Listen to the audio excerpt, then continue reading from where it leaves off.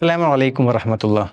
അൽഹംദുലില്ലാ വസ്സലാത്തു വസ്സലാമു അലാ റസൂലില്ലാ വഅലാ ആലിഹി വസ്വഹ്ബിഹി അജ്മഈൻ അമ്മാ ബഅദ്. നമുക്കെല്ലാവർക്കും വളരെയധികം പരിചയമുള്ള, ഏറ്റവും ചുരുങ്ങിയത് കേട്ടറിവെങ്കിലുമുള്ള ഒരു മൃഗമായിരിക്കും കസ്തൂരിമാൻ എന്ന് പറയുന്നത്.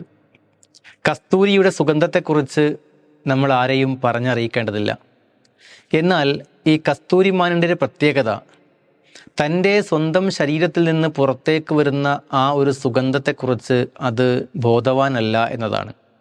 സുഗന്ധം അന്വേഷിച്ചുകൊണ്ട്, എവിടെ നിന്നാണ് ഈ സുഗന്ധം വരുന്നത് എന്ന് അന്വേഷിച്ചുകൊണ്ട് അത് പലപ്പോഴും ഇങ്ങനെ അലഞ്ഞ് തിരിഞ്ഞ് നടക്കാറുണ്ട്. പക്ഷെ അതിനറിയില്ല അത് സ്വന്തം ശരീരത്തിൽ നിന്ന് തന്നെ പുറത്തേക്ക് വരുന്ന സുഗന്ധമാണ് എന്നത്.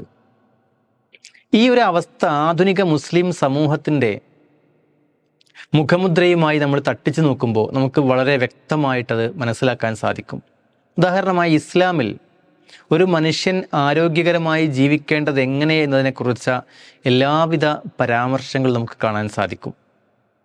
ഒരു മനുഷ്യൻ എങ്ങനെ ഭക്ഷണം കഴിക്കേണ്ടതുണ്ട്, എത്രത്തോളം വയറ് നിറയ്ക്കേണ്ടതുണ്ട്, എങ്ങനെയാണ് അവൻ വിശ്രമിക്കേണ്ടത്, എങ്ങനെയാണ് അധ്വാനിക്കേണ്ടത് തുടങ്ങിയ എല്ലാ കാര്യങ്ങളും ഇസ്ലാം വിവരിക്കുന്നുണ്ട്.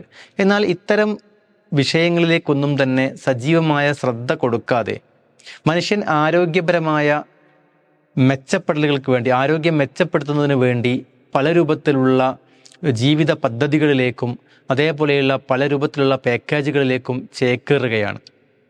അപ്പം യഥാർത്ഥത്തിൽ ഏറ്റവും നല്ല രൂപത്തിലുള്ള, ഏറ്റവും അഹ്സനായ രൂപത്തിലുള്ള മാർഗദർശനം ആ വിഷയത്തിൽ ഇസ്ലാം നൽകുന്നുണ്ട് എന്നത് പലപ്പോഴും അവിടെ വിസ്മരിക്കുകയാണ്. അതേപോലെ നമുക്ക് കാണാൻ സാധിക്കും സാമ്പത്തികമായ ഇടപാടുകൾ ഏറ്റവും കാര്യക്ഷമമായി മുന്നോട്ട് കൊണ്ടുപോവേണ്ടത് എങ്ങനെയെന്നതിനെ സംബന്ധിച്ച് ഇസ്ലാം ഒട്ടേറെ നിർദ്ദേശങ്ങൾ നമുക്ക് നൽകുന്നുണ്ട്. സക്കാത്തുമായി ബന്ധപ്പെട്ട്, സദഖയുമായി ബന്ധപ്പെട്ടൊക്കെ ഒട്ടേറെ പരാമർശങ്ങളും നിർദ്ദേശങ്ങളും ഇസ്ലാമിൽ കാണാൻ കഴിയും. ഈ മാർഗങ്ങളെക്കുറിച്ച് പലപ്പോഴും നമ്മൾ അജ്ഞരായിട്ടോ അല്ലെങ്കിൽ അജ്ഞത നടിച്ചുകൊണ്ടോ പലപ്പോഴും ദാരിദ്ര്യ നിർമ്മാർജ്ജനവുമായി ബന്ധപ്പെട്ട മറ്റ് പല മേഖലകളിലേക്കും നമ്മുടെ ശ്രദ്ധകൾ വഴിമാറിപ്പോവാറുണ്ട്. ചുരുക്കത്തിൽ, ഇസ്ലാം മുന്നോട്ട് വെക്കുന്ന സമഗ്രമായൊരു ജീവിത ദർശനം എന്ന നിലക്ക് ഇസ്ലാം മുന്നോട്ട് വെക്കുന്ന ശാരീരികവും മാനസികവും ആത്മീയവുമായ സൗഖ്യത്തിൻ്റെ മാർഗങ്ങളെ വിസ്മരിച്ചുകൊണ്ട് മനുഷ്യനിർമ്മിതമായ പല ചിന്താ പദ്ധതികളിലേക്കും ചേക്കേറുന്നത് യഥാർത്ഥത്തിൽ ഇസ്ലാമിനെക്കുറിച്ചുള്ള അജ്ഞത കൊണ്ടാണ്. ആ ഒരു അജ്ഞതയെ ദൂരീകരിച്ചുകൊണ്ട് ഇസ്ലാമിൻ്റെ പ്രോജ്വലമായ പ്രകാശം സമൂഹത്തിൽ പ്രസരിപ്പിക്കുവാൻ ബാധ്യസ്ഥരാണ് ഓരോ വിശ്വാസിയും. അള്ളാഹു നമുക്ക് തൗഫീഖ് നൽകി അനുഗ്രഹിക്കുമാറാവട്ടെ.